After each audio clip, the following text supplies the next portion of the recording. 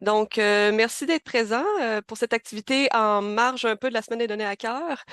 Euh, Aujourd'hui, on va parler des demandes de financement FCI qui ont eu lieu en 2022 pour la subvention initiative scientifique majeure et qui ont obtenu du financement. C'était la première année que le FCI exigeait des plans de gestion de données en lien avec ces demandes de financement. Et c'est pour ça qu'on a invité trois personnes qui ont participé à la rédaction du plan de gestion de données pour nous avoir un retour d'expérience finalement sur cette demande-là. Je vous présente nos glorieux participants. Euh, on commence par Pascal Guillot, gestionnaire de données chez Amundsen Sciences. On a aussi Devin Baragiotta, responsable TI du consortium Érudit. Et on a Jonathan Doré, conseiller à la gestion des données de recherche pour l'INRS, l'ENAP et la TELUC. Donc, commençons. Je vais leur laisser la parole. Je vais essayer de discuter. On commence par représenter, en fait, les panélistes peuvent se présenter eux-mêmes et surtout présenter leur projet pour qu'on puisse savoir un peu de quoi il s'agit. Et je vais y aller dans l'ordre que j'ai nommé les gens. Donc, je vais laisser la parole en premier à Pascal. Oui, donc bonjour à tous. Mon nom c'est Pascal Guillot. Donc je suis professionnel de recherche pour l'Université Laval. J'ai une double casquette, c'est-à-dire que je travaille et pour Québec Océan et pour Amundsen Sciences. Mais dans cette présentation, ma casquette sera exclusivement pour Amundsen Sciences. Donc Amundsen Sciences est un organisme à but non lucratif dont le mandat est de gérer la science sur le brésil de glace Amundsen. Donc, pour résumer, l'Amundsen, qui est un brésil de glace de la garde côtière, en hiver, l'Amundsen a un mandat purement garde côtière, c'est-à-dire qu'il fait du déglaçage de l'escorte de navires. Et en été, Amundsen Science affrète le navire pour avoir un mandat scientifique. Donc, on envoie plusieurs mois à l'Amundsen dans l'Arctique et Amundsen Science fait du soutien technique à la recherche. Et donc, une grande partie de notre financement provient du financement FCI. Merci, Pascal. Sur ce, je laisse la parole à Devin. Oui, bonjour. Donc, moi, je suis Devin Baragiota. Je suis le responsable technique chez Érudit. L'initiative scientifique majeure que je représente aujourd'hui, c'est Coalition Publica. Fait que vous connaissez peut-être bien Érudit, peut-être moins Coalition Publica. C'est un partenariat qu'on a avec PKP, qui est l'éditeur du logiciel OJS, Open Journal System. Globalement, Érudit, c'est le portail que tout le monde connaît, érudit.org. On a 4 grands types de contenus qui sont là. On a des thèses et mémoires qui sont agrégées à travers les institutions québécoises.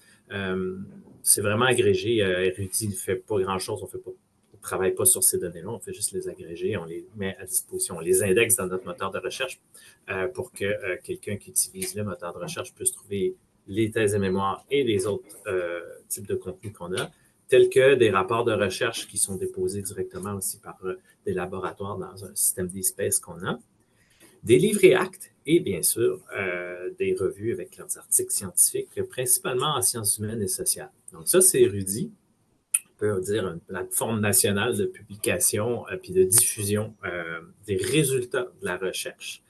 Et OGS, donc le logiciel permet donc toute la gestion des manuscrits et donc de la publication aussi des revues. Ce qui fait que Coalition Publica est donc une infrastructure distribuée. Les instances OJS, donc les logiciels OJS peuvent être installés dans être hébergés soit par les universités, ce qui est généralement le cas, ou être hébergés par les systèmes de PKP. Et le flux, donc les publications scientifiques sont publiées d'abord sur OJS et puis peuvent être repris sur Reddit. Donc ça, c'est essentiellement le projet Coalition Publica.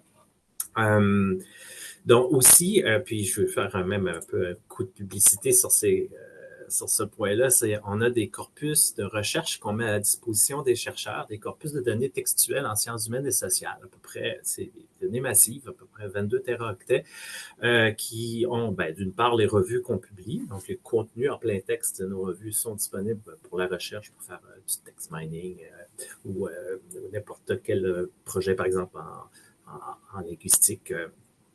Et on a des contenus donc du RCDR, de Canadiana, de BNQ, donc des collections patrimoniales qui sont là. Donc, on a plusieurs corpus. C'est vraiment même que on s'est fait, disons, auditer et aidé par des chercheurs qui disaient que c'était quand même un contenu assez unique en francophonie. Je vous invite, si ça vous intéresse, à aller voir la nature de ces contenus-là sur l'URL datasets, au pluriel, avec un S, .docs, au pluriel, .uridi.org. Voilà, donc essentiellement ce qu'on est. Merci. Et on termine avec Jonathan. Donc, bonjour, Jonathan Doré, je suis conseiller à la gestion des données de recherche. Comme Émilie disait à l'INRS, à l'ENAP, à la TELUC, là, je pense que je connais beaucoup de gens dans l'assistance aujourd'hui. Je ne représente pas, mais je vais parler au nom du projet FCI qui a été financé à l'INRS. Donc, c'est le Advanced Laser Light Source, ou ALS, qui est un laboratoire de laser qui est basé à l'INRS, au Centre Énergie Matériaux Télécommunications. C'est l'installation de laser la plus puissante au Canada, à la fois en puissance puis en rapidité. Évidemment, quand je parle de ce projet-là, je sors complètement de mon champ d'expertise. Je veux dire, je suis très capable de parler de gestion de données de recherche, mais tout ce qui est de l'aspect technique de l'infrastructure, non. Mais ce que je peux dire de ce laboratoire-là, c'est qu'il fait partie d'une coalition de 10 laboratoires, dont les 9 autres sont basés aux États-Unis. Donc, c'est quand même une installation de pointe au Canada pour le milieu de la recherche qui utilise des lasers. Il y a tout plein d'applications à la fois au niveau de l'énergie, mais aussi de la réfraction dans certains domaines pour des études en biotechnologie, par exemple. On sort vraiment du domaine de l'énergie. Donc, il y a plusieurs applications. Et puis, j'ai conseillé pour ce projet-là toute la partie gestion des données de recherche.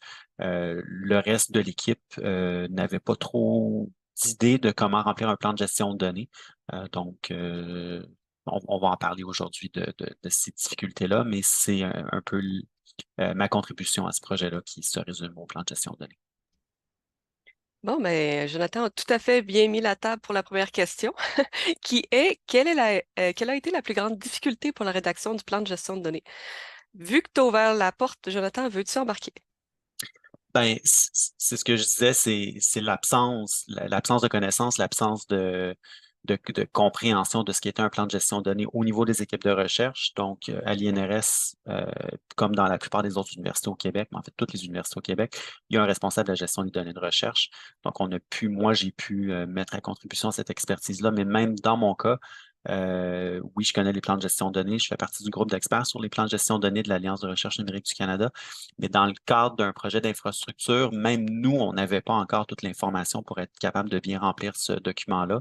On avait beaucoup d'exemples, beaucoup de matériel pour les plans de gestion de données sur un projet de recherche, mais quand c'était sur une infrastructure, on avait plus de difficultés. Donc, ça a été ça. Dans mon cas, personnellement, la double difficulté, c'était aussi d'un peu de m'approprier l'infrastructure, le projet, donc de bien comprendre de quoi il s'agissait, ce qui a vraiment pas été facile, mais bon, je comprenais la base, puis j'ai quand même eu la chance, avec le directeur du projet, de parler à certains membres de l'équipe pour vraiment bien comprendre ce qu'ils faisaient, puis quelle était la part de leur documentation au niveau du projet plus général. Mais juste pour clarifier, est-ce que c'est qui exactement qui l'a rédigé? Toi, tu conseillais ou t'as aussi rédigé? J'ai rédigé une première version quand même assez complète, là, je veux dire, dans l'étendue de toutes les sections du plan de gestion de données. Après ça, tous les aspects techniques, la réalité de chacune de ces sections-là, ben, c'est le reste de l'équipe qui a contribué à la rédaction. Fait que ça a été vraiment une rédaction conjointe, mais j'ai fait un gros premier jet pour cette équipe-là d'abord. J'avais déjà fait le même exercice pour un autre projet qui a pas été de l'avant.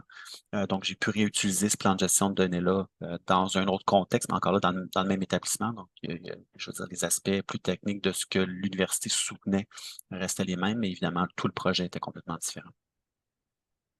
Merci. Si je vais en ordre inverse, ça serait, je donnerai la parole à Devine. Ben, nous, notre plus grande difficulté, comment dire, c'est qu'on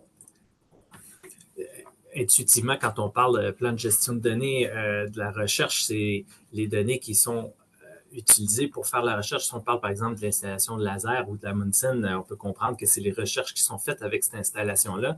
De notre côté, les publications scientifiques en sciences humaines et sociales qui sont comme à la fois le résultat de la recherche, parce qu'on les publie, mais qui est aussi l'input de la recherche en sciences humaines et sociales, parce qu'essentiellement, c'est la matière première, je dirais, la lecture de ces textes-là.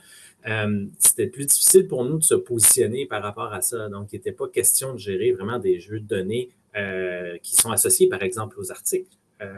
Donc, ça, c'est une des dimensions qu'on aborde dans l'ensemble de la gestion des publications scientifiques, comment associer les données de recherche aux publications. Mais c'est pas le cœur de l'infrastructure non plus. Donc là, on a eu à se positionner là-dessus, ça, c'était une première difficulté, le fait, je peux vous dire que on ne gère pas directement la recherche qui est faite avec les résultats de notre infrastructure. Aussi, sur des points peut-être un peu plus concrets, il y a quand même eu, mais je pense qu'on va avoir l'occasion d'en discuter, l'articulation du plan de gestion de données avec les autres aspects de la demande ESM. Par exemple, la cybersécurité. Fait que bien sûr qu'on est intéressé à ce que les données de gestion soient sécurisées. Est-ce qu'on en parle plutôt dans le plan de gestion, plutôt dans la section cybersécurité?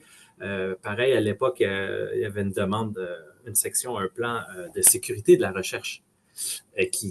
Donc, qu'est-ce qu'on met où? Ça a été des questions qu'on s'est posées. Puis je dirais peut-être un troisième difficulté, c'est faut être concis. La demande au complet n'était pas axée, nous, vu que c'est pas le cœur de métier, n'était pas axé sur la partie plan de gestion. Avec le plan de gestion lui-même, je ne sais pas pour les autres, là, mais nous, au résultat, était quelque chose comme 1 ou 2 pages. Pareil pour le plan de sécurité de la recherche, puis la cybersécurité est un peu plus volumineux. Mais ce qui fait, puis on est contraint évidemment là, en termes de volume là, de la demande, ce qui fait, c'est ça, trouver l'angle, comment aborder le contenu en soi dans le plan de gestion, qui était, je pense, moins classique par rapport à ce qu'on entend par plan de gestion. C'était ça nos difficultés. Super, merci. Sur ce, est-ce que ça a été un défi aussi pour l'Amundsen? Et ce serait intéressant aussi de continuer avec le point que Devine a apporté sur le nombre de pages. Oui, moi, pour Amundsen Science, je fais beaucoup de gestion de données, mais je n'avais jamais entendu parler d'un plan de gestion de données. Donc, je suis vraiment parti d'une page blanche là, et je suis parti de zéro. Donc, en fait, les premières étapes, ça a été de trouver de l'information. Qu'est-ce que c'était? Donc, beaucoup de recherches sur le web. On est un peu comme affilié avec l'Université Laval, donc on est allé chercher de l'expertise là-bas. Puis finalement, on a utilisé l'assistant portage là, qui était proposé. Et là, ensuite, la difficulté, ça a été de trouver un modèle qui répondait le mieux à ce que nous, on faisait. Puis nous, en fait, on fait pas de la recherche. On fait du soutien de la recherche. On gère beaucoup de données, mais on ne fait pas d'analyse avec nos données. On fait juste du contrôle qualité puis de la diffusion. Donc ça a été un peu frustrant d'essayer de trouver le bon template qui pouvait vraiment répondre le mieux à ce que nous on faisait. Puis on n'a pas voulu s'en aller sur quelque chose qu'on a créé nous-mêmes parce que vu que c'était la première fois qu'on faisait ça, on voulait pas être trop, on voulait pas faire d'erreur là. C'était quand même dans le cadre d'une demande de subvention. Donc on s'est limité, on a pris finalement le template de base. Puis donc ça crée quelques frustrations parce que certaines questions étaient moins vraiment pertinentes pour nous, certaines d'autres questions se recoupaient plus ou moins, mais au final, on a essayé de faire quelque chose avec ça. L'autre difficulté aussi, c'est que nous, j'imagine aussi pour le reste, c'était la même chose. Avec le plan de sécurité plus le PGD, on était vraiment limité à 5 pages. Donc, ça a été une limitation supplémentaire. Et donc, il a fallu être plus concis. Pour certains points, on aurait aimé approfondir, et il fallait trouver un style aussi, j'imagine, qui soit compréhensible par des gens qui n'avaient peut-être aucune expérience sur les données océanographiques que l'on peut produire. Donc, ça a été beaucoup d'incertitudes au début, puis au final, il a fallu quand même qu'on rende quelque chose. Donc, on n'était pas si mécontent de ce qu'on a fait. C'est intéressant parce que, encore là, t'ouvres la porte sur la prochaine question sur c'est qui a contribué à la rédaction? C'est quel soutien aussi que vous avez obtenu, que ce soit des collègues? Est-ce que ça a été de l'établissement? Est-ce que ça a été d'autres personnes de l'extérieur? Est-ce que, là, je dis n'importe quoi parce que je sais que c'est pas ça. Est-ce que l'Alliance a supporté dans ce temps-là, effectivement, cet portage? Fait que ça a été quoi le soutien? Et pour les autres, je vais commencer avec Pascal, mais aussi de si vous pouviez aborder la question du modèle, parce que là, on a vu qu'il y avait eu un défi avec le fait que le modèle proposé correspond pas, mais pas du tout, en fait, aux besoins d'une demande FCI. Fait que comment est-ce que vous avez répondu à ce problème-là de modèle? Donc, je commence avec Pascal pour le soutien, l'aide et comment partir d'une page blanche. Tu l'as expliqué un petit peu, là, mais si tu as eu plus spécifiquement. Ben, c'est ça. Donc, nous, on a commencé vraiment. Donc, le mandat que j'ai eu, je l'ai eu aussi avec un collègue d'Amundsen Science. Donc, on était vraiment deux. C'était nous les plus spécialisés en gestion de données. Donc, on s'y est attaché à deux. Et en fait, au début, on a commencé par aller sur le web pour se renseigner parce que mon collègue non plus n'avait aucune notion de plan de gestion de données. Puis, naturellement, vu que nous, on est plus ou moins affilié avec l'Université Laval, puisque nos bureaux sont à l'Université Laval, bien, on a fait appel au service de l'Université Laval, alors entre autres de la bibliothèque de l'Université Laval, et aussi au niveau pour le plan de cybersécurité, on a fait appel aux gens de la direction de technologie de l'information. Et ça a été vraiment, ils ont des services spécialisés pour ça, donc ça a vraiment été un soutien vraiment très très important. On a fait plusieurs réunions avec eux, puis après il y a eu un petit suivi. Donc ça a vraiment été surtout le soutien pour le PGD avec la bibliothèque de l'Université Laval, ça a été vraiment une aide inestimable pour nous. Là, ils nous ont vraiment bien fait avancer, bien présenter tout ce qui était le système portage et comment l'utiliser. Donc, ça a vraiment été une aide très, très appréciée. Puis au niveau aussi du plan de cybersécurité, on s'est aussi un peu inspiré de ce que faisaient la politique au niveau provincial et fédéral, puisque eux aussi ils ont un plan de cybersécurité. Donc l'aide extérieure de l'Université Laval, pour nous, ça a été un point crucial. Merci. Une clause, juste pour mentionner, c'est sûr que j'ai un peu aidé là-dessus et c'est quelque chose qui est important à mentionner parce que ça a été aussi une surprise pour moi quand j'ai vu ça. Je dis, ah, mais comment on fait ça? Ça a été un apprentissage, je pense, global et c'est drôle parce que je me suis tournée pour avoir de l'aide vers Jonathan. Fait que Jonathan, je te laisse la parole. Oui, en fait, moi, j'avais eu, donc pour le projet AS, j'avais déjà eu la chance de travailler quelques semaines auparavant sur un autre projet à l'INRS qui n'a pas avancé. En fait, qui a pas avancé dans ce cadre-là. Le projet a avancé séparément. Et il fallait aussi faire un plan de gestion de données. C'était pour un laboratoire de virologie. Donc, évidemment, deux domaines complètement différents, mais j'avais déjà quand même une base.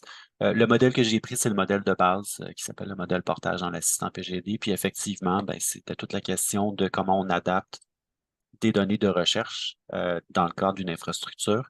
Puis en discutant avec le reste de l'équipe du projet HAL, je me suis rendu compte qu'ils ont différents types de données. Ils n'ont pas que des données à proprement parler de recherche. Donc, ils ont leurs données de recherche que l'équipe à l'INRS génère avec cette infrastructure-là, mais ils ont aussi des données de recherche de chercheurs qui viennent à l'INRS utiliser l'infrastructure. À ce moment-là, là, il y a une responsabilité par rapport à la conservation des données d'autrui. Et évidemment, ils ont toutes les données administratives. C'est un laboratoire de recherche. Et ça aussi, il fallait en tenir compte parce que c'est un laboratoire qui se mettait sur pied. Contrairement, je pense, à Erudit ou à la Mounsen, qui sont des organismes qui existent déjà. Nous, la gouvernance était un peu à peaufiner. Elle existait encore déjà, la gouvernance pour le laboratoire, mais pour en faire un laboratoire d'envergure nationale, il y avait des éléments à préciser. Donc, ça a été vraiment de faire une distinction entre les données administratives du laboratoire, les données de recherche produites à l'interne, puis les données de recherche hébergées pour l'externe, qui est un petit peu complexe à rentrer dans le plan de gestion de données. Ceci étant dit, comme les deux autres panélistes l'ont dit, il fallait quand même axer tout ça avec les éléments de cybersécurité. Dans le cadre du premier projet en virologie, il y avait des éléments de biosécurité à tenir compte.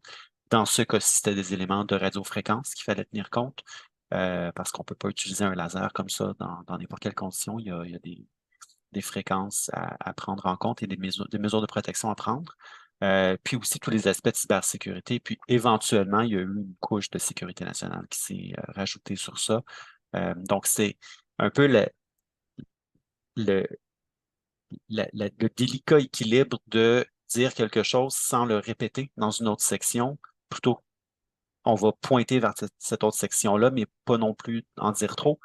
Pour les éléments de cybersécurité, ben, on n'allait pas dire tout ce qui allait être fait, parce que si on déclare tout pour la cybersécurité, ben, on contrevient un peu à certains principes de cybersécurité de protection. Donc, il y a des éléments qu'on a dit, il y a d'autres éléments qu'on dit, il y a un plan qui est en place, mais qui ne sera pas communiqué publiquement, et ainsi de suite. Donc, c'est un peu tout ça à mettre ensemble. Puis encore là, on avait, je pense, 5 pages pour faire tous ces éléments-là. Donc, juste le plan de gestion de données, de mémoire, il prenait 4 pages. Et vu que là, on est dans une situation où c'est toi le soutien, Jonathan, est-ce que toi-même, Oui. tu avais du soutien de d'autres personnes ou tu J'ai t'arrangeais? comme toi, je veux dire, j'ai consulté mes autres collègues dans les autres universités pour en discuter. C'est sûr que il y a eu très peu de gens. Ce modèle-là que j'ai proposé à l'équipe, je l'ai repartagé, une version épurée. Là, j'ai mis tous les détails qui étaient pertinents au projet, mais je l'ai partagé à d'autres projets. Donc, je sais qu'il a été utilisé dans d'autres universités, mais c'était surtout vraiment plus à l'interne de l'équipe de groupe d'experts de l'Alliance sur la planification de la gestion des données de recherche qui a aidé, mais toute cette expertise-là que j'avais qui m'a permis puis c'était de démêler aussi les éléments de conservation. Qu'est-ce qu'on conserve pendant combien de temps, là? Encore là, on n'avait pas de réponse claire, puis le service des archives a été capable d'aider à ce niveau-là, notamment pour les données administratives qui étaient très importantes. Faut pas oublier non plus que généralement, dans les universités, il y a quelqu'un qui s'occupe de réviser les demandes FCI. Et nous, à l'INRS, c'est ma collègue Sophie qui relie la demande au complet. Donc, il va relire le contenu. Et quand elle est arrivée à la section plan de gestion de données, elle m'a refilé cette question-là. Mais généralement, dans les universités, quand c'est le projet d'un professeur au début, il y a des gens qui sont affiliés. Quand c'est un projet qui est en marge de l'université, un peu comme la Mountain Pérudie, vous êtes situé dans une université, ben là, vous avez des équipes de recherche, puis absolument, je pense que vous pouvez compter sur certains soutiens à l'interne, mais c'est peut-être un peu plus complexe dans vos cas à vous. C'est justement ça qui est un peu intriguant parce que là, on a le cas d'érudit qui est un peu moins affilié à un établissement. Fait que je vais laisser la parole à Devine pour voir comment est-ce que, en fait, quel support il a pu avoir.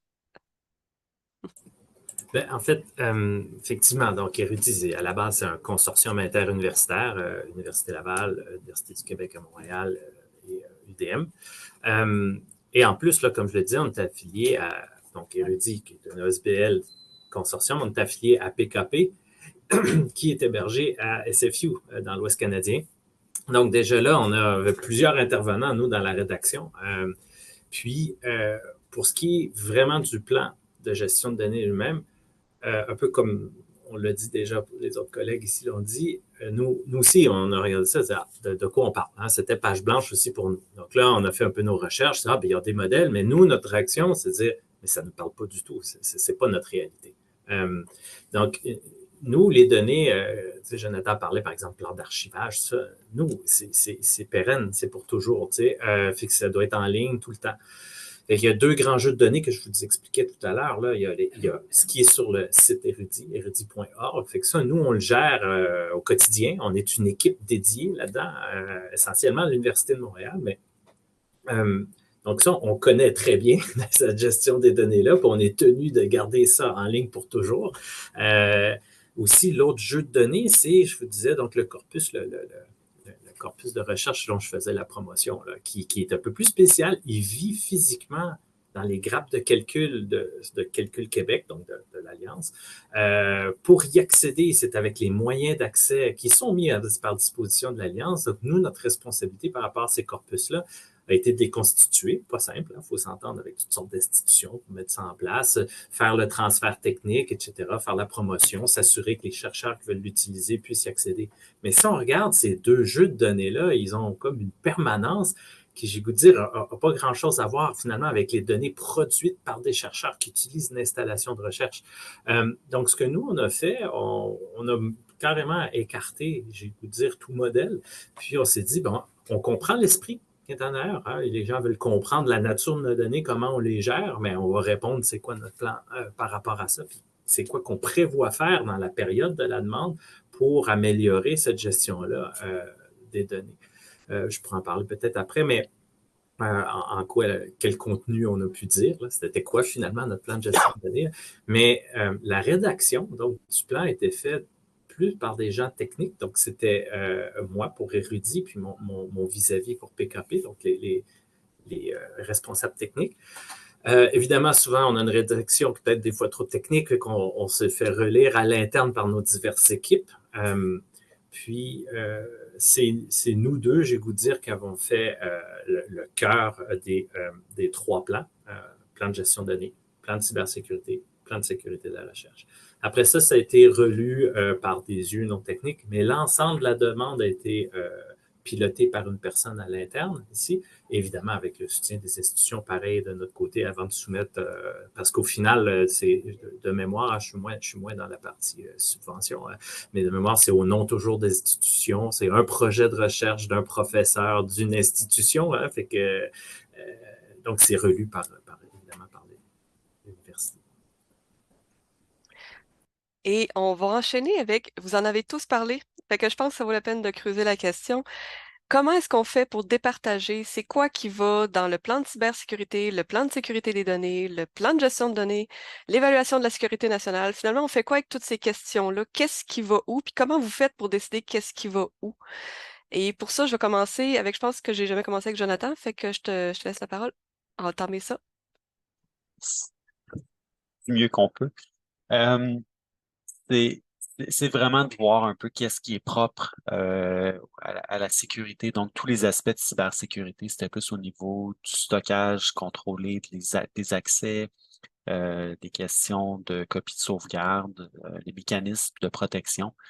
Alors que dans la section plan de gestion de données, j'ai vraiment plus parlé, encore là, de mémoire. Je ne l'ai pas relu dans les derniers jours, du stockage. Donc, les questions de stockage actif, de stockage de préservation. Donc, j'ai collé presque plus au modèle, en fait, qu'on devrait normalement parce qu'on avait une autre section séparément pour la cybersécurité. Même chose, je pense qu'il y avait une autre section dans la demande de subvention où on parlait de formation. Habituellement, dans les demandes de subvention, même pour les demandes d'infrastructure, toujours une section où on parle de formation des étudiants et étudiantes, entre autres. Et là, je pense que je leur ai fait rajouter certaines des formations qui sont obligatoires, mais parce qu'elles sont obligatoires, on n'y avait pas pensé. Donc, toute la formation de base en radiofréquence, les formations de base en cybersécurité qu'on a dans les universités maintenant, je les ai mentionnées là. Donc, c'est vraiment de trouver à quel endroit, qu'est-ce qui est pertinent. Dans le résumé du projet de recherche, on parlait plus des aspects de méthodologie, comment les données étaient créées, ainsi de suite. Donc, j'ai pas eu à répéter cette section-là dans le plan de gestion de données en disant, ben, ça a déjà été traité à cette section-là plus tôt. Donc, voici les éléments plus pertinents à cette section-là. Donc, c'est ça, c'est un peu à tâtons que je suis allé. Je vais redonner la parole à Devine parce qu'il y a aussi une situation particulière avec le consortium, avec le fait aussi que les données, il y a une partie des données qui sont en fait, chez Calcul Québec. Fait qu'encore là, est responsable de quoi, puis comment vous avez pu marquer tout ça dans tous ces plans et séparer les questions? Ben exact. Déjà, dans les données sur Calcul Québec, ça c'est essentiellement nos corpus. Donc, c'est des données, je ne sais pas si vous connaissez un peu le calcul haute performance, là, mais il y a des grappes de serveurs, les meilleurs calculateurs nationaux sont là, mais il y a des espaces de stockage associés où on y met des données pour pouvoir lancer les jobs de calcul. C'est là que sont le corpus. Mais il existe aussi toutes des solutions info-nuagiques. Donc, on est hébergé. Là, il se trouve que c'est effectivement chez Calcul Québec, mais à la limite, on aurait pu être dans le privé aussi. C'est des solutions d'hébergement dans le cloud, des solutions info-nuagiques. Tout érudit est là aussi. Donc, on est chez Calcul Québec, l'infrastructure d'érudit où notre site web est là, nos outils pour produire, structurer les trucs, stocker nos données qui propulsent, je dirais, le site web puis qu'on diffuse chez nos tiers. Donc, on est chez Calcul Québec, mais dans deux aspects différents. Les grappes de calcul pour les corpus de recherche, puis l'info nuagique. Donc oui, quand on parle de cybersécurité, il faut parler des responsabilités. Qui est responsable de quoi là-dedans? Fait que bien sûr que l'hébergeur a une responsabilité dans la sécurité, mais ça, on l'a seulement mentionné, puis on dit, exact, fait que les responsabilités du hébergeur sont ici, puis ils suivent sa propre politique de cybersécurité. Fait que ça a été mentionné comme ça. Et après, nous, on parlait plus des contenus qu'on gère, nous. Donc, sur les corpus de recherche, qui se rapprochent le plus peut-être à des données de recherche, au final, on n'a pas grand contrôle, nous, parce que le stockage est chez Calcul Québec, les mécanismes d'accès sont par Calcul Québec. Fait que nous, tout ce qu'on fait, on s'assure juste qu'il y a des contenus qui sont là, puis on fait la promotion de ces données-là pour que les chercheurs connaissent les jeux de données puis nous demandent d'y accéder. Ce n'est pas des données publiques. Là, donc, ça, c'est un monde en soi. Là-dessus, il n'y a pas grand-chose à dire en termes de cybersécurité parce qu'on n'a pas de responsabilité. Par contre, pour tout ce qui est érudit, on a la responsabilité de nos propres serveurs. Fait eux, ils nous hébergent, ils nous offrent les serveurs, mais ce qu'il y a dedans, c'est nous qui le gérons. Et on a des équipes technologiques pour faire ça, fait qu'on sait tout à fait. Et là, c'est là qu'on explique dans un plan de cybersécurité, comment qu'on aborde la sécurité dans notre métier d'informaticien. Mais on dit la sécurité des données, la sécurité des logiciels, la sécurité des serveurs, etc. Donc là, c'était les trois grands axes au niveau du plan de cybersécurité. Quand on nous parle plus généralement de la sécurité de la recherche, c'est dans ce plan-là qu'on a beaucoup plus parlé des responsabilités. Qui fait quoi? Puis en quoi, justement, que le corpus de recherche, ça relevait davantage au niveau de la sécurité des accès, puis l'aspect pérenne des données, donc le stockage, les backups, tout ça relevait donc de Calcul Québec. Sinon, dans le plan de gestion de données, qu'est-ce qui reste un coup qu'on a dit ça? Dans le plan de gestion de données, on a donc vu qu'on n'a pas suivi le même modèle, qu'on a pris la liberté d'exposer en quoi nous, on pensait être différents. Il y a donc une bonne section qui expliquait la nature des données qu'on gérait, en quoi c'était différent que des données de recherche produites par des chercheurs qui exploitent l'installation. On a expliqué nos enjeux de gestion. On a expliqué, juste avant d'expliquer les actions qu'on allait prendre pendant la période couverte par la demande de financement, nos actions pour améliorer notre gestion de données, on a expliqué un peu la stratégie qu'on avait. Fait que globalement, nous, on a travaillé avec on a dit on va implémenter les principes FAIR, pas qu'on les a pas implémentés, donc FAIR, c'est findable, accessible, interoperable and reusable, donc une série de principes qui existent. Donc, il faut que les données soient découvrables, accessibles, interopérables entre systèmes, puis réutilisables. Donc, on adhère complètement à ça. Puis là, c'était d'expliquer de comment on allait faire davantage pendant la période pour que les données soient, excusez-moi, j'ai de l'anglais, compliant, là, qui puissent s'inscrire dans ces principes-là. Aussi, dans notre domaine, on utilise beaucoup, c'est beaucoup parlé dans le domaine, j'entends, de la publication, de l'importance des identifiants pérennes.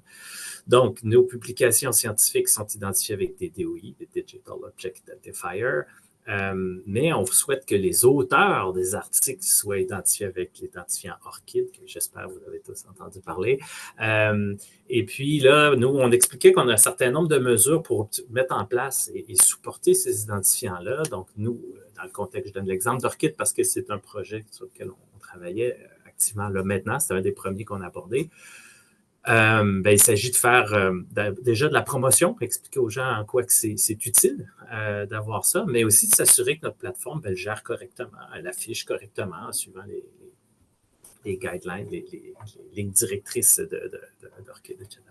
Donc, notre plan de gestion de données, lui, s'orientait plus pour expliquer en quoi on est différent, puis après de cibler les actions qu'on a à entreprendre, qui sont grosso modo entre les deux axes, c'était fairness, suivre les principes FAIR et puis les PID.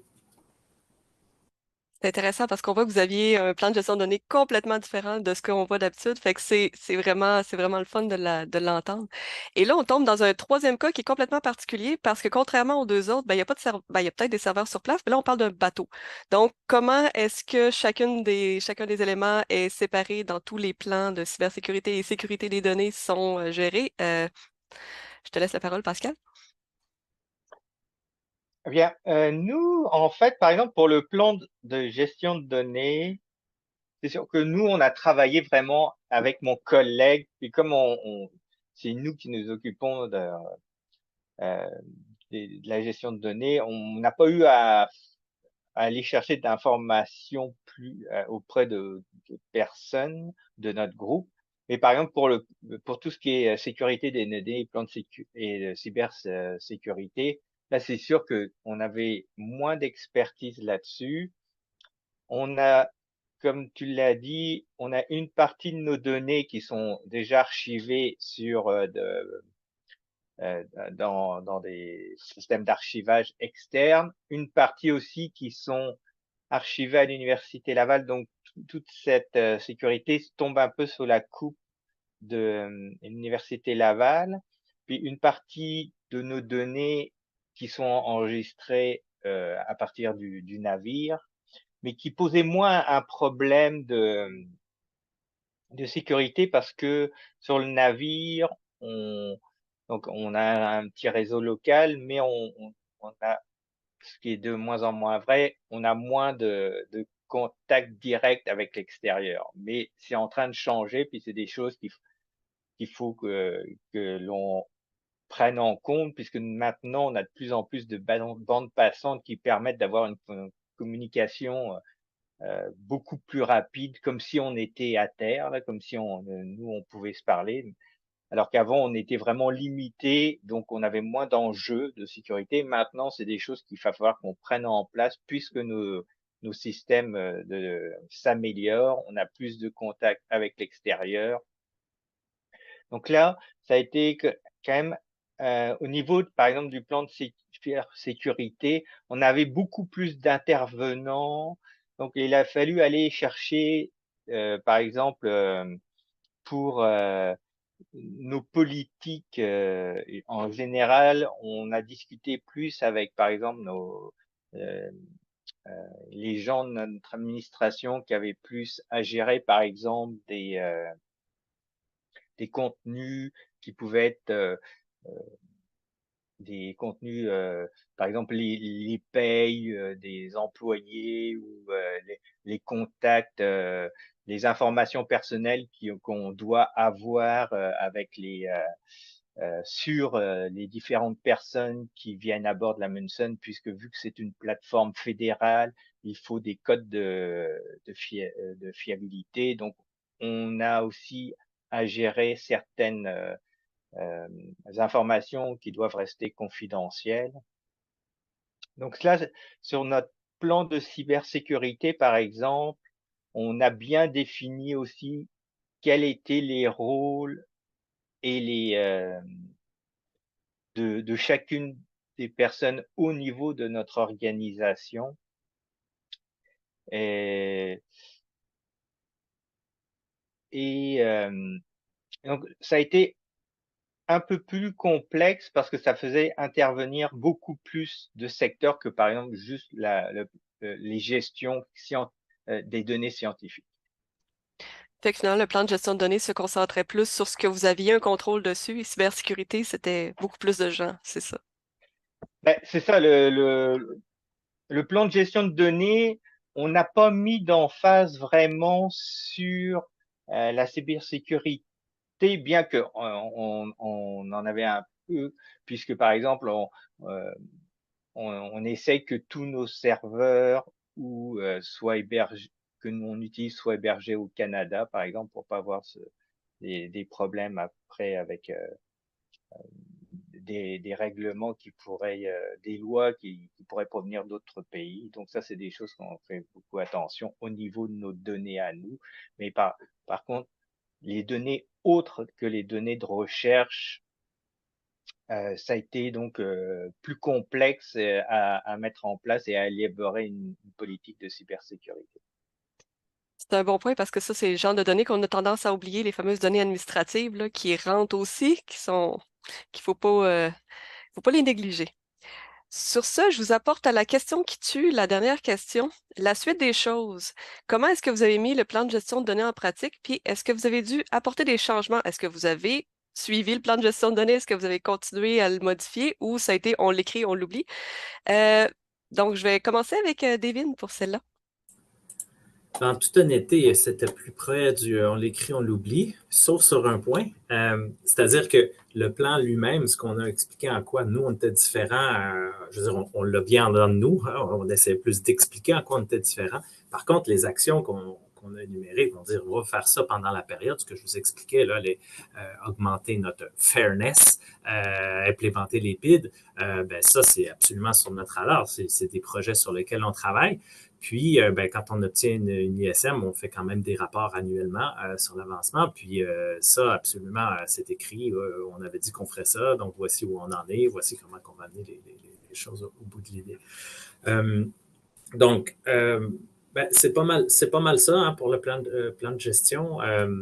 Ceci dit, il y a des initiatives. On continue de suivre ce qui se passe. L'Alliance, par exemple, est en train de mettre en place une feuille de route pour la gestion d'accès aux données qui nécessitent, comment dire, c'est des données qui ont accès contrôlé, donc qui ne sont pas publiques, des données de recherche.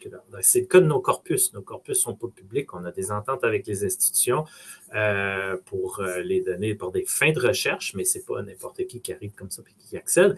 Donc ça, on suit d'autres initiatives qui se font de l'Alliance. Donc on continue, je dirais, à avancer pour améliorer notre gestion l'accès, la gestion de nos corpus avec ce qui se fait au niveau national. Super, merci de l'honnêteté. Et du côté de la Mountain, est-ce qu'il a été oublié aussitôt écrit ou il y a eu des suites? Non, alors nous, ça a été quand même une bonne expérience parce que en fait, ça nous a permis de remettre à plat toutes nos pratiques. Donc nous, à Munson Science, on a des données depuis plus d'une dizaine d'années. Donc, on avait déjà accumulé puis certaines mauvaises pratiques et ça nous a permis de tout remettre à plat et puis de vraiment de mettre l'emphase, de réfléchir à comment mieux travailler. Donc, par exemple, toutes ces questions sur l'interopérabilité des systèmes, des données, les vocabulaires contrôlés, euh, ça nous a permis vraiment d'essayer de se débarrasser de mauvaises pratiques et d'adopter vraiment des données, des pratiques plus pertinentes.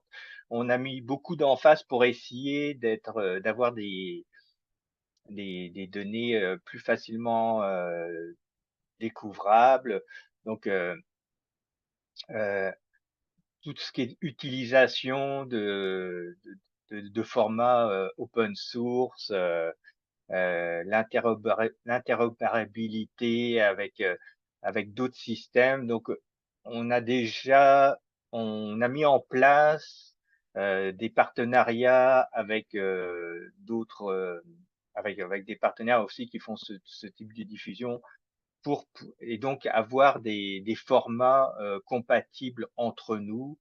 Donc, ça a été quand même pour nous très enrichissant d'avoir ce type de plan. Puis c'est sûr que au fur et à mesure des années, là, puis ça a été écrit en 2001, on s'aperçoit qu'il y a sûrement certains points qu'on avait écrits qu'on laisse un peu tomber. Puis il y a d'autres points vraiment au niveau du formatage des données, l'utilisation de normes ISO, être plus interopérable. Il y a certains points plus cruciaux pour nous sur lesquels on met beaucoup plus d'emphase. Mais ça a été vrai. Pour nous, c'est un outil qu'on continue d'utiliser. Malheureusement, on devrait le mettre à jour. On le fait pas aussi souvent qu'on devrait le faire. Mais nous, ça nous a permis de voir nos points faibles, puis d'essayer de pousser vers des pratiques un peu plus modernes, si je peux me dire ça comme ça, quoi. C'est intéressant parce que pour l'instant, on voit que qu'il soit utilisé ou pas, qu'il soit mis à jour ou pas, il y a quand même une utilité, disons ça comme ça, à faire le plan de gestion de données. Puis ça peut toujours servir dans l'avenir. Et là, je me tourne vers Jonathan. Je ne sais pas si toi, avec l'INRS, tu as pu savoir si le laboratoire de laser a continué à faire quelque chose avec son plan de gestion de données. Je vais t'avouer que repose-moi la question dans 1 an, puis je vais être en mesure de te répondre à ce moment-là. Je ne sais pas. Euh, Par contre, ce que Pascal vient de dire m'a éclairé un peu sur un élément, c'est qu'on parle beaucoup, quand on parle de plan de gestion de données, de le mettre à jour continuellement et tout. Est-ce que c'est vraiment pertinent de remettre un plan de gestion de données à jour quand on parle d'infrastructure de recherche, alors que c'est presque plus un document de gouvernance? Fait que je me questionne moi-même sur la pertinence de le revoir. Oui, évidemment, il faut le faire quand la situation change, s'il y a des choses qui bougent, mais ce serait intéressant de voir. Mais pour la réponse avec House, je ne sais pas si c'est mis à jour au quotidien. Il y avait rien dans le plan de gestion de données qui changeait fondamentalement les pratiques qu'ils avaient déjà dans le plan. Qu'ils avaient expliqué dans le plan et qu'ils faisaient au quotidien. C'était plus une façon de le documenter, donc le mettre par écrit. Donc, c'est un plan qui reflétait déjà la réalité, je pense. Il y a certains éléments qui étaient nouveaux qu'on avait introduits. On n'a pas parlé de développement durable, mais il y avait quelques préoccupations au niveau du développement durable. Puis, entre autres, propositions que j'avais faites puis qui avaient été retenues, c'était au niveau de la sécurité, en lien avec la sécurité de données du stockage. Les équipes qui viennent sur place utilisent des terminaux pour utiliser les lasers, doivent prendre les données du terminal et les amener dans leur laboratoire, sur leurs ordinateurs à eux. On utilisait des clés USB. Puis ce que j'avais proposé à l'équipe, c'est acheter un paquet de clés USB, puis aliser avec presque un système de consigne, c'est-à-dire le chercheur part avec sa clé USB, revient, vous la remet, vous la nettoyez, et vous êtes capable à ce moment-là de vous assurer que l'information a bien été détruite, puis la réutiliser par la suite. Donc, cette double fonction de une bonne sécurité que vous contrôlez vous-même, puis un élément de réutilisation du matériel. Même une clé USB, ça a l'air de rien, mais c'est quand même des ressources minières euh, de plus en plus rares. Donc, si on est capable de réutiliser ça plutôt que de prendre une clé et l'acheter parce qu'on en a tous plein à la maison. Donc, ça, c'est un élément, mais de voir à long terme comment ça va se dérouler, je ne sais pas encore, j'ai pas la réponse.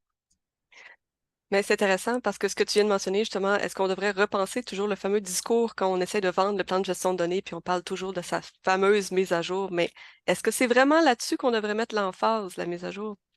Effectivement, il faut se questionner là-dessus. Sur ce, ça fait le tour de nos questions qu'on avait pour les panélistes. Je vous ai permis de partager vos écrans, de lever la main. Est-ce que vous avez des questions parmi notre public? C'est impossible que vous n'en ayez pas. Et c'est super, on en a déjà une. Avez-vous reçu des commentaires des évaluateurs de la FCI relativement à vos plans de gestion de données? Si oui, ces commentaires sont-ils utiles pour les prochaines demandes? Est-il possible de nous les présenter? Est-ce qu'il y a quelqu'un qui veut répondre?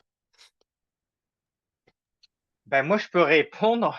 En fait, j'avais posé la question je, je pense qu'on a reçu des commentaires, mais je les ai pas lus, donc je sais pas si c'est correct ou pas.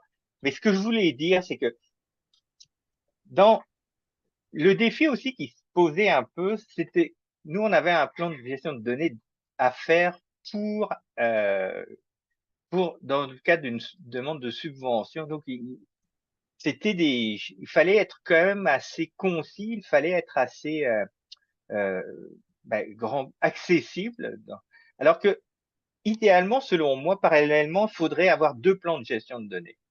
Un parce qu'on nous l'a demandé, puis un pour nous, qui soit vraiment plus, vraiment avec un langage plus propre de notre pratique, pour aussi ensuite, si les gens partent, vont vers d'autres emplois, qu'on puisse garder une trace pour ceux qui viennent de c'est quoi notre stratégie globale là-dessus. Donc pour moi c'est un peu disons quasiment deux choses différentes qu'on devrait avoir à rédiger. Je vais répondre de la même chose que Pascal. Je pense que nous, on n'a pas eu de commentaires des évaluateurs sur le plan de gestion. Il faut savoir que c'est un document qui, au final, même en termes de volume, puis la demande qu'on soumet, qui est accessoire. Hein? Je veux dire, c'est pas le cœur d'une demande. Dire bonjour, j'ai besoin de, tu sais, voici mon plan, voici où je suis, voici où je veux être par rapport à la gestion de mes données. C'est pas ça le cœur de la demande, c'est de maintenir les opérations d'une infrastructure de recherche. Bien sûr qu'il y a la dimension plan de gestion des données, tout comme il y a de la cybersécurité. Donc, nous, on a répondu à la demande avec une page, parce que c'est ça qu'on a demandé. Mais si aujourd'hui, on me demandait chez Érudit ou Coalition Publica au sens large, ce serait quoi ton plan de données? Ben, là, je parlerai de sécurité en détail sur le truc. Là, je parlerai en détail de toute notre fairness. Hein? Est-ce que les gens peuvent y accéder? Est-ce que c'est réutilisable? En quoi je suis interopérable? Il y a tellement de choses à dire là-dedans. Puis, avec, si tu as un plan aussi, c'est que tu as une photographie à un moment T, puis tu veux avancer par étapes pour monter en maturité. Ça, on ne peut pas expliquer tout ça en une page, sinon que de dire peut-être que ben on comprend les trucs, puis on va progresser. Puis tu as juste un insight, mais après ça, j'abonde complètement dans le sens de Pascal. Ouais, c'est un bon point. On devrait peut-être demander des plans sur le fairness aussi à l'avenir. Non, mais c'est vraiment intéressant, effectivement. On pourrait en parler longtemps. Oui, Jonathan? Je me rappelle pas, j'en ai vu des modèles qui sont basés sur les principes FAIR, mais en Europe, dans DMP OPIDAR, entre autres. Il y a la plateforme qui est utilisée en France. Il y a un modèle qui formule le plan de gestion de données selon les quatre principes FAIR, ce qui est quand même assez intéressant. Pour répondre à la question de Marilyn, je sais qu'on a reçu des commentaires sur la demande de subvention qui a été obtenue. De mémoire, il y avait rien ou très peu sur le plan de gestion de données. C'était à la limite bon plan. Je pense que c'est le seul commentaire qu'il y avait, là. C'est ça. Puis pour revenir à ce que je disais un peu, ce que David mentionnait, puis Pascal l'a évoqué aussi, quand je parle quand je parle d'un plan de gestion de données pour un laboratoire, j'ai plus tendance à parler presque d'un cadre de gouvernance. À la limite, c'est des politiques, c'est des procéduriers, c'est documenter des processus. On parle beaucoup de plan de gestion de données comme si c'était quelque chose de nouveau, mais je veux dire, les gens dans les laboratoires le font déjà. Puis c'est peut-être juste de changer ce langage-là, des fois, qui nous amène. Encore là, je critique le domaine de la GDR, qu'on parle beaucoup de plans de gestion de données comme si c'était nouveau, mais les gens le font déjà des aspects qui sont très similaires, voire si c'est carrément pas un plan de gestion de données. Fait que c'est peut-être plus une question de langage à ce moment-là. Mais oui, effectivement, un plan de gestion de données pour un projet de recherche, c'est quelque chose de très précis. Pour une infrastructure, ça va amener d'autres éléments. Merci. Il nous reste un peu de temps pour les questions, fait qu'hésitez pas à lever la main, ouvrir vos caméras ou parler directement. En attendant que vous pensez, avant de clore la rencontre, moi, je vais vous poser une question. Est-ce qu'il y a je dirais pas un problème, mais quelque chose qui accroche par le fait que les demandes de financement sont faites au nom d'une personne, alors que là, vous parlez tous d'infrastructure?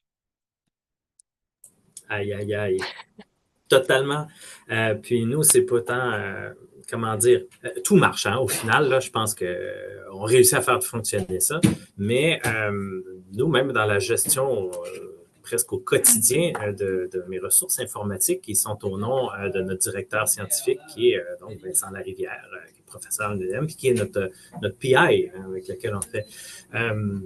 Ben, c'est comme ça que ça fonctionne dans l'Alliance. Puis je peux comprendre, hein, tous leurs systèmes informatiques sont organisés comme ça, leur demande de gestion de ressources. Par ailleurs, si vous êtes une ISM un jour, puis vous avez besoin de ressources informatiques, il y a des bonnes chances qu'on vous demande que vous obteniez ces ressources informatiques-là de l'Alliance.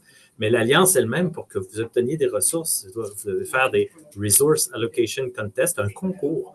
Donc, il y a même, en théorie, aucune garantie d'obtenir, puis vous repassez par un processus d'évaluation par l'Alliance, par des experts qui évaluent la pertinence, puis savoir si les ressources que vous demandez. Bon. Donc, c'est presque une double évaluation entre celle d'FCI. Ceci dit, ça marche. Je veux dire, on a nos ressources, on a toujours eu, puis tout le monde on travaille en bonne intelligence. Hein, mais effectivement, pour nous, moi, je trouve que c'est délicat, puis je l'ai signalé à ma direction plusieurs fois, puis on essaie de faire bouger les choses pour qu'on ait une existence en dehors d'un professeur de l'établissement. On est quand même une structure en plus interuniversitaire. Est-ce qu'il y a quelqu'un d'autre qui veut parler là-dessus? Non. Ben, dans ce cas-là, ça ferait le tour parce que j'ai laissé une dernière chance pour les questions. On n'a personne qui s'est manifesté. Merci beaucoup aux panélistes. Ça a été vraiment intéressant. Je pense que c'était aussi nécessaire. Et ce qui serait intéressant, c'était plus tard d'en refaire quand il va y avoir un autre concours du FCI, voir est-ce que ça a changé, est-ce qu'il y a maintenant des modèles, est-ce que les plans de gestion de données sont faits autrement, est-ce que c'est autre chose qu'un plan de gestion de données. Fait que merci. S'il y a quoi que ce soit, vous pouvez, là je vais être flou, nous contacter, soit contacter moi ou Jonathan pour faire la suite. Fait que merci beaucoup encore, bonne journée et peut-être à bientôt.